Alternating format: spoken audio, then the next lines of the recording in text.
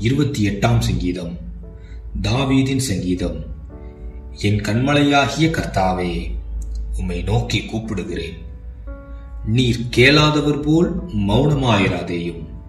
நீர் மௌனமாயிருந்தால் நான் குழியில் இறங்குகிறவர்களுக்கு ஒப்பாவேன். நான் உம்மை நோக்கி சத்தமிட்டு உம்முடைய பரிசுத்த சந்நிதிக்கு நேராக கையெடுக்கையில் என் விண்ணப்பங்களின் சத்தத்தை கேட்டருளும்.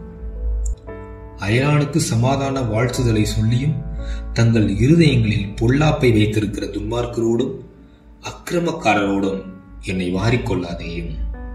அவர்களுடைய கிரியைகளுக்கும் அவர்களுடைய நடத்தைகளின் பொல்லாங்குக்கும் தக்கதாக அவர்களுக்கு செய்யும். அவர்கள் கைகளின் செய்கைக்கு தக்கதாக அவர்களுக்கு அழியும். அவர்களுக்கு சரிக்கு சரிக்கட்டும்.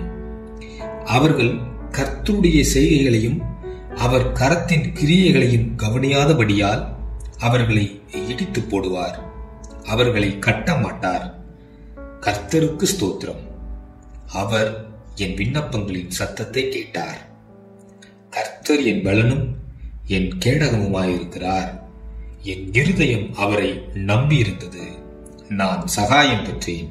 ஆகையால் என் இருதயம் களி கூறுகிறது. என் பாட்டினால் அவரை துதிப்பேன். கர்த்தர் அவர்களுடைய பலன். அவரே தாம் அபிஷேகம் பண்ணினவனுக்கு அரணான அடைக்கலமானவர். தேவரீர் உமது ஜனத்தை ரட்சித்து உமது சுதந்திரத்தை ஆசீர்வதியும். அவர்களை போஷித்து அவர்களை என்றென்றைக்கும் உயர்த்தியருளும்.